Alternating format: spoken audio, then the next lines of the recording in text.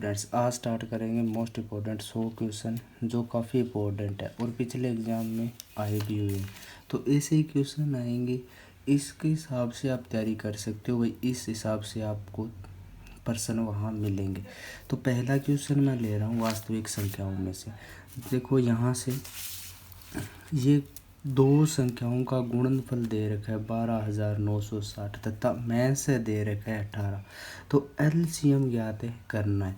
तो सबसे पहले जब भी दो संख्याओं का गुणनफल कितना दे रखा है अपने को 12,960 तथा एचसीएफ दे रखा है 18, तो एलसीएम ज्ञात करो। तो आपने एक फॉर्मूला पढ़ा होगा, कौन सा? दो संख्याओं का गुणनफल किसके बराबर होता है?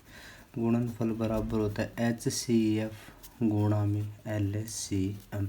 यानी दो संख्याओं का गुणनफल दोनों संख्याओं का एचसीएफ और दोनों संख्याओं का एलसीएम। अब यहाँ दे रखा है दो संख्याओं का गुणनफल, तो अपने को क्या दे रखा है?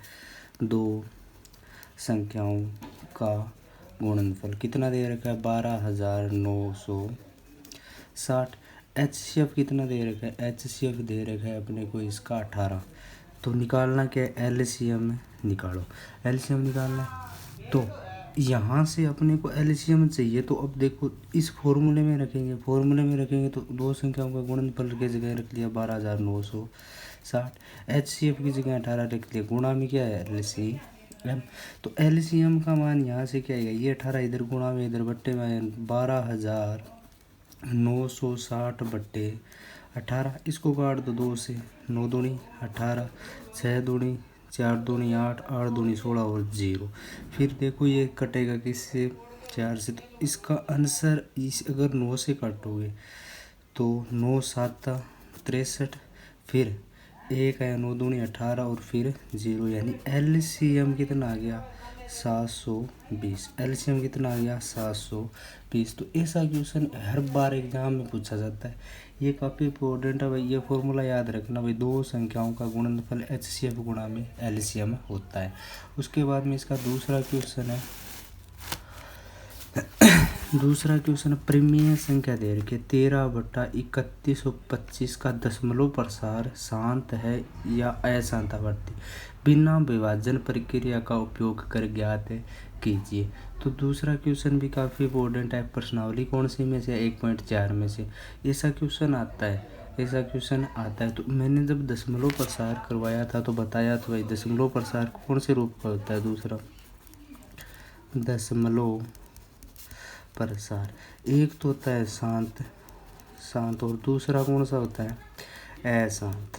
तो अब शांत दशमलव प्रसार में 2 की पावर n गुणा में 5 की पावर n के गुणनखंड आने चाहिए। कहाँ? हर में अंश से अपने को कुछ लेना देना नहीं है, अंश में चाहे कोई कुछ भी हो अपने को कोई फर्क नहीं पड़ता। अब हर के अंदर ये आना चाहिए 2 की पावर n गुणा में 5 की पावर n।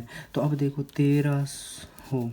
13 बटे कौन सी संख्या? 13/3125।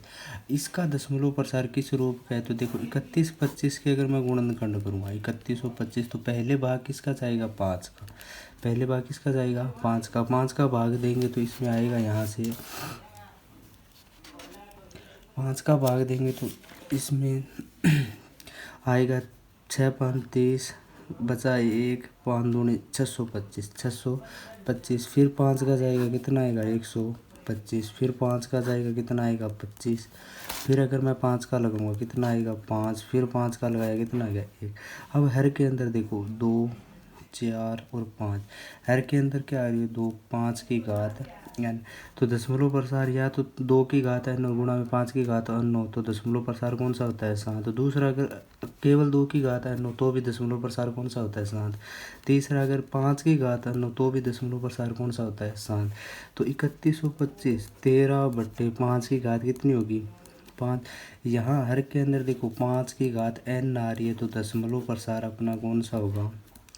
दशमलव प्रसार कौन सा होगा? शांत। दशमलव प्रसार किस आवृत्ति का होता है? शांत। ये याद रखना भाई, ये 3 स्टेप याद रखने। अगर 3 स्टेप आ रहे हैं तो दशमलव प्रसार शांत होता है, अदरवाइज दशमलव प्रसार कौन सा होता है? अशांत। उसके बाद में तीसरा मोस्ट इम्पोर्टेंट क्वेश्चन है, ये हर बार एग्जाम में आता है। अंडरूट वाली संख्या सिद्ध कीजिए। √2, √3, √5, √6, √7, 11 एक अपरिमेय संख्या है। तो सबका एक जैसा ही है। यहाँ अपने को कौन सी संख्या दे रखी है? तीसरा क्वेश्चन है, सिद्ध कीजिए √3 एक अपरिमेय संख्या। तो ये क्वेश्चन तो सबको आता होगा, तो इसको और ढंग से कर लेना भाई। तीसरा क्वेश्चन है, सिद्ध कीजिए। तो √3 एक अपरिमेय संख्या सिद्ध करनी है, अपरिमेय संख्या है। तो सबसे पहले क्या चीज़ मानेंगे? मानो √3 एक परिमेय संख्या है, परिमेय संख्या है। ये स्टेप याद रखनी है भाई। ये जैसे जैसे ये करेंगे ना, वैसे वैसे वहाँ करना है। तो अगर √3 एक परिमेय संख्या है, तो परिमेय संख्या को किस रूप से लिखें? P/Q, जहाँ Q अपना क्या है, ≠0 और HCF ऑफ P&Q क्या होगा? P&Q क्या होगा? 1। तो इसी फॉर्म में लिख लो, √3 बराबर P/Q। तो अगर मैं यहाँ से P का मान निकालूँ, P बराबर क्या हो गया? √3 गुणा में Q। अब देखो, इसका दोनों तरफ वर्ग कर दो। दोनों तरफ वर्ग करने पर अगर P² बराबर क्या हो गया? 3Q²। अब यहाँ से एक लाइन लिखनी है भाई, P² 3 से विभाजित है। P² किससे विभाजित है? 3 से विभाजित है। अतः P भी 3 से विभाजित होगा। P भी किससे विभाजित होगा? विभाजित होगा। P भी किससे विभाजित होगा? 3 से विभाजित होगा। उसके बाद में दूसरी चीज़ क्या करनी है? अब कोई और नंबर मानना है। जैसे मान लो मैं मान रहा हूँ P/R बराबर, अब लिख के मानेंगे P/R बराबर क्या माना है? 3। जो यहाँ ख़त्म किया वो मान लो। तो P बराबर क्या होगा? 3R। अब वही काम कर दो, क्या? दोनों तरफ वर्ग करने पर। अगर दोनों तरफ मैं वर्ग करूँगा तो इसमें देखो, P² बराबर क्या आ गया? 9R²। P² बराबर क्या आ गया? 9R²। अब यहाँ से देखो, समीकरण नंबर 1 से मैं P² का मान क्या निकाल के रखा? समीकरण नंबर P² बराबर 3Q² है, वो समीकरण नंबर 2 में रखने।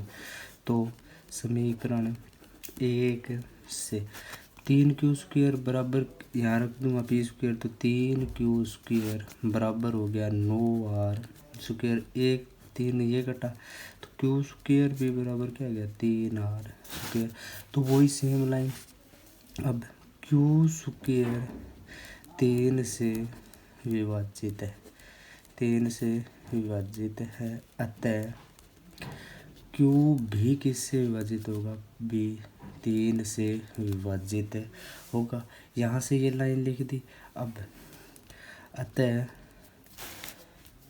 P व Q का कम से कम एक उभयनिष्ठ गुणनखंड क्या आ गया? यहाँ भी 3 से विभाजित हो रहा है और वो भी 3 से विभाजित हो रहा है, तो उभयनिष्ठ गुणनखंड क्या आ गया अपना?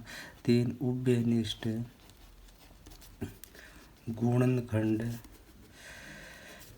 3 है। उभयनिष्ठ गुणनखंड है 3, परंतु यह इस तथ्य का विरोध करता है। कौन से तथ्य का विरोध करता है? कि P व Q सहअभाज्य पूर्णांक का मतलब क्या है? पहले मानना है कोई परिमेय संख्या, तो इसका आक्षेप क्या आ रहा है? 1। तो सहअभाज्य पूर्णांक है। अतः हमारी परिकल्पना क्या है? अतः हमारी परिकल्पना गलत है। अतः √3 एक अपरिमेय संख्या है। √3 क्या है? एक अपरिमेय संख्या है। ये क्वेश्चन को रट्टा मार लेना, ऐसा क्वेश्चन एग्जाम में आता है। तो इसके बाद में अगला चौथा क्वेश्चन अपना है। इसमें 4 नंबर क्वेश्चन इसमें आएगा। यहाँ से चौथा क्वेश्चन मैंने ले दिया है, सिद्ध कीजिए 3 + 2√5 एक अपरिमेय संख्या। सिद्ध कीजिए 3 + 2√5 क्या एक अपरिमेय संख्या है। तो ऐसा क्वेश्चन भी आ सकता है। अगर ये आ रहा है, ये नहीं आएगा तो ये आएगा, कोई से एक तो आएगा। तो सिद्ध करना है 3 + 2√5 क्या एक अपरिमेय संख्या है।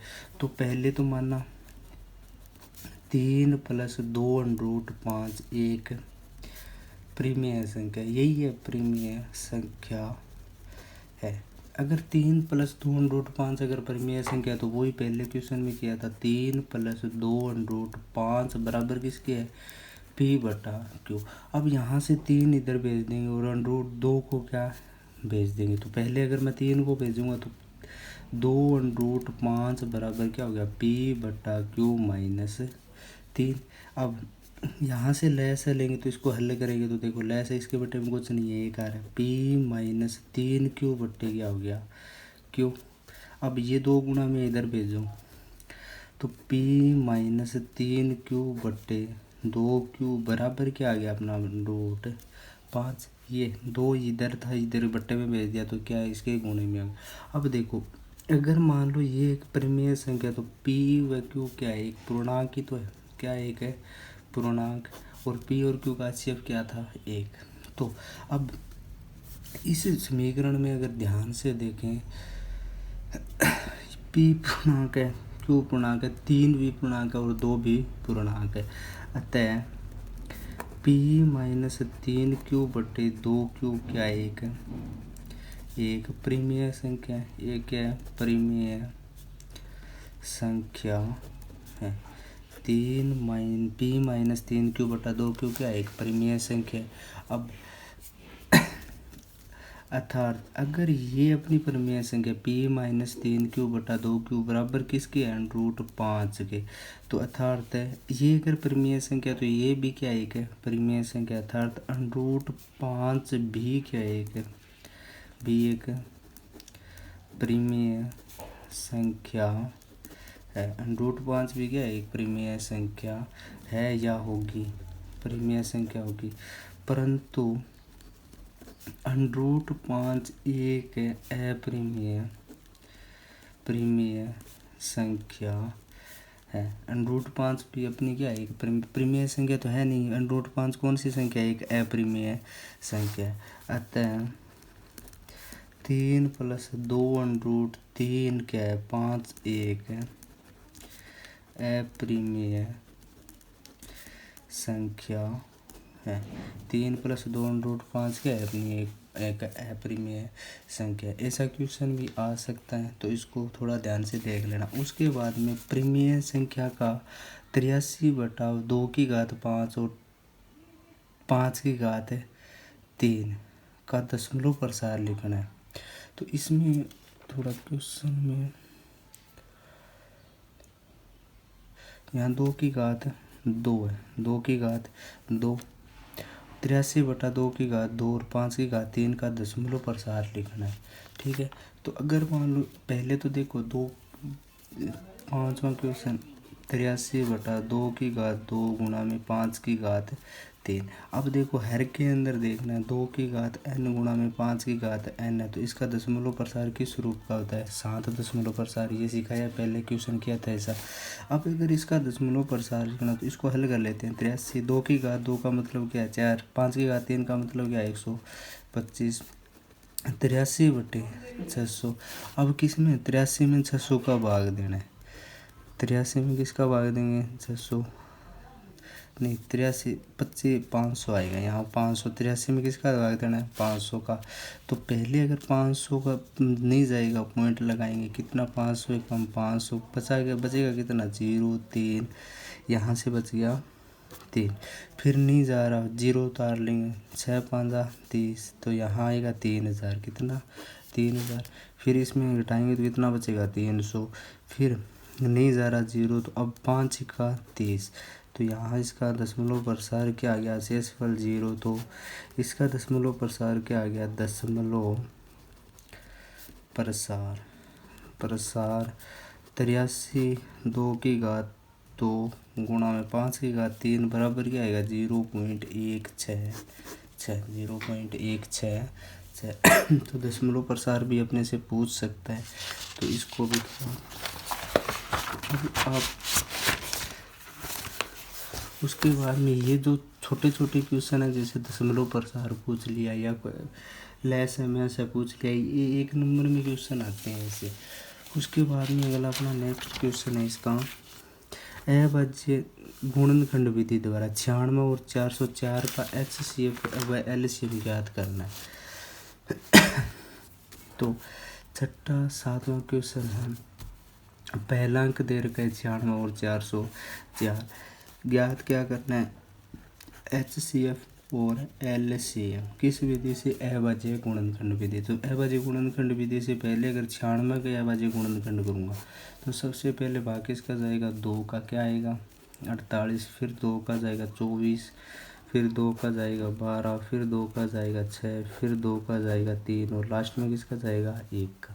इसी प्रकार अगर 404 के करूँगा तो पहले मैं 2 का भाग लगाऊंगा 200, 2 फिर 2 का लगाऊंगा 101, फिर लास्ट में किसका जाएगा 101, क्यों 101 में किसी संख्या का भाग नहीं जाता, ये है एक अभाज्य संख्या। तो अब 96 के गुणनखंड लिख लो 2 गुणा में 2 गुणा में 2 गुणा में 2 गुणा में 2 गुणा में 3। इसी प्रकार 404 के लिख लो 2 गुणा में 2 गुणा में 101। अब अगर HCF लिखना है 96 और 404 का, तो कैसे लिखेंगे देखेंगे भाई, दोनों में जो कॉमन संख्या है वो लिख दो, यहाँ 2 है और यहाँ भी 2 है तो एक तो आ गया 2 गुणा में 1 2 यहाँ 1 2 यहाँ, तो 2 गुणा में 2 क्या आ गया इसका 4। अब अगर LCM लिखना है तो पहले तो जो HCF निकाला है वो लिख दो, बाकी जो भी पार्ट बचा है जिसमें 2 2 2 और 3 बचा है तो लिख दो 2 गुणा में 3, फिर गुणा में 101, तो इसको गुणा करके लिख देना भाई इसका HCF ये आएगा। उसके बाद में एक लास्ट क्वेश्चन है वास्तविक संख्याओं में से 8वां 40 52 और 12,576 का HCF ज्ञात करना है किस विधि से यूक्लिड विभाजन एल्गोरिथम का प्रयोग करके। तो अगला क्वेश्चन इसमें 40 52 और दूसरा कौन सा दे रहा 12,576।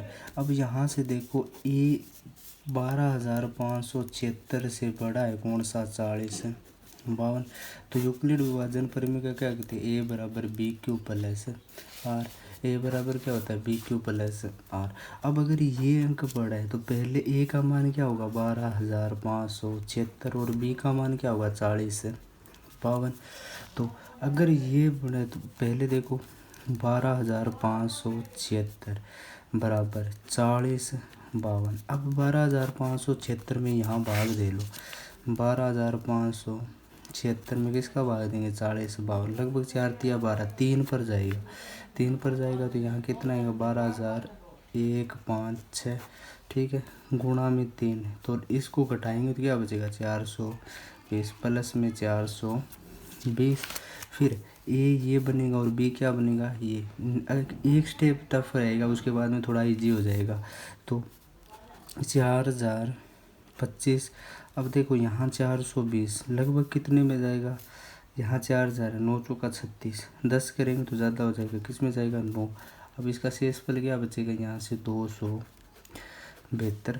फिर नेक्स्ट स्टेज में क्या होगा, अब ये बनेगा बी ये बनेगा, तो 420 बराबर 276 लगभग कितने पे गुणा 2 से करेंगे तो 500 से ज़्यादा, 1 का गुणा किया, फिर शेषफल कितना बचेगा इसका 124 नहीं 148। फिर ये बनेगा और बी कौन सा बनेगा ये, तो 276 बराबर 148, कितने से गुणा करेंगे 1 से ही करेंगे, फिर शेषफल क्या आएगा 124। फिर ये बनेगा और बी ये बनेगा, तो 148 बराबर 124 को 1 से ही गुणा करेंगे, 24 दूना 48 होता है, जिसका शेषफल क्या आएगा 24। फिर ये बनेगा और बी ये बनेगा, तो 124 बराबर 24 को कितने से गुणा करेंगे 5, 24 को अगर 5 से गुणा करें तो 120 आ गया। शेषफल क्या बचेगा 4। अब लास्ट स्टेप है, लास्ट में देखो यहाँ से a बना 24 और b क्या बना 6। तो 24 बराबर 4 गुणा में 4 को किससे गुणा करेंगे, अगर 6 से गुणा करूँगा तो लास्ट में शेषफल क्या आ जाएगा 0। तो अब HCF अपना क्या आया ये HCF ओ पे 4052 और 12 5 7 6 का क्या आएगा 4। वीडियो पसंद आए तो लाइक करना, चैनल को सब्सक्राइब करना। मिलते हैं नेक्स्ट क्वेश्चनों के साथ, तब तक के लिए बाय।